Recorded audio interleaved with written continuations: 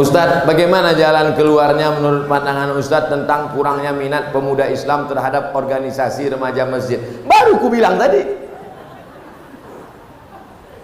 belajar sama BKPRM, Badan Kontak Persatuan Remaja Masjid. Selama saya datang itu banyak berperan mereka, supaya nanti dibuat kajian, didata anak-anak muda sekitar sini, dibuatkan absennya, dibuatkan acaranya. Anak muda jangan satukan pengajian sama orang tua. Pengalaman yang sudah-sudah mereka tak mau. Anak muda, kenapa kalian tak mau datang? Disatukan pula kami sama orang tua. Kami Pak Ustaz takut. Takut kenapa? Asal kami tengok orang tua mau mati aja bawaan kami. Maka anak muda ini dibuat pengajian khusus anak muda. Ustadznya pun janganlah undang ustadz tua macam Ustadz Somad. Undanglah ustadz anak muda macam Ustadz Hanan At-Taqi. Ustadz anak muda itu yang pakai topi macam Bob Marley. Sebelum pengajian mereka pakai motor, pakai celana jeans, koyak-koyak, tapi di dalamnya pakai karet, celana panjang, main skateboard, main futsal, pakai audio visual, pakai layar, nonton bareng. Nah itu, jadi anak muda tak bisa. Anak muda tak bisa dia ikut sama orang tua. Apalagi bapak-bapak itu pengajian. Judul pengajian kita malam ini adalah bagaimana menghadapi sakaratul maut. Tak bisa.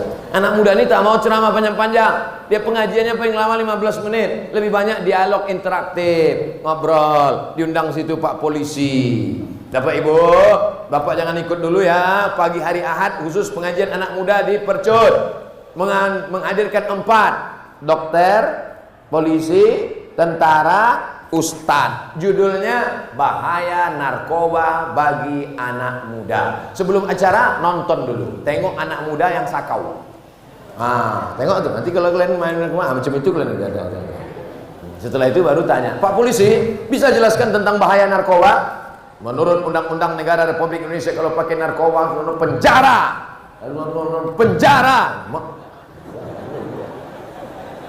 Pak dokter bisa jelaskan tentang narkoba? Siapa yang pakai narkoba nanti gila.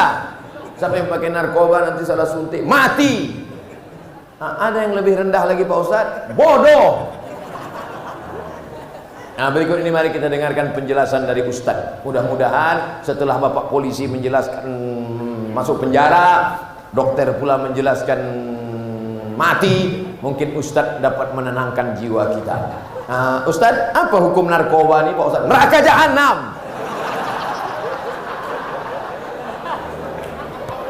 Itu hari Ahad. Hari Ahad depan buat lagi. Orang tua bapak-bapak tak ikut lagi. Hari Ahad yang kedua ini, kemarin kita sudah bahas narkoba. Ada hari Ahad ini, anak-anak remaja yang perempuan laki-laki, kita khusus praktek memandikan jenazah.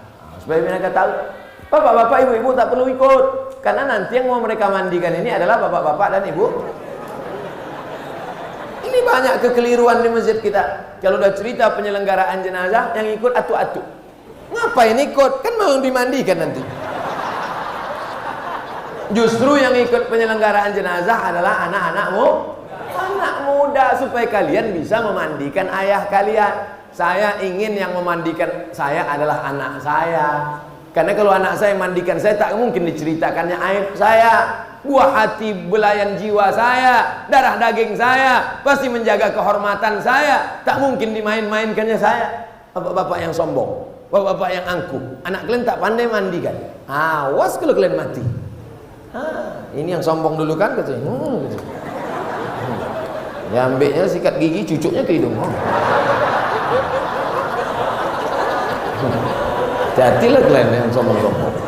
Ibu yang kaya-kaya, yang angkuh-angkuh, yang sombong-sombong. Pas mandi nanti, anak ibu tak pandai mandikan. Siapa keluarga yang bisa mandikan? Jadi siapa? Kami serahkan aja. Sementara itu dulu ibu-ibu yang selalu diejek-ejeknya, karena miskin, karena susah. Tutupnya pintu. Anak-anak jangan ikut ya, kunci pintu. Kau dulu sombong kan? Mana maksudnya? Aduh kelentar. Makanya anak-anak kita harus diajar menyelenggarakan jenazah. Kalau sudah sakit bagaimana sakratul mautnya? Habis sakratul maut bagaimana meletakkan tangannya? Karena kalau sudah keras payah. Waktu lembut itu supaya bengkok. Karena kalau udah keras tangan gimana mau membengkokkannya? Ya kalau matinya begini. Kalau matinya begini, bagaimana membuka kainnya? Jangan sampai setelah tangan bengkok macam mana membuka baju pakai gunting, tak mungkin. Bagaimana mengatasinya waktu sakit? Bagaimana kalau dia meleleh air liurnya? Bagaimana kalau keluar muntahnya? Bagaimana kotorannya? Lalu kemudian bagaimana mandikannya?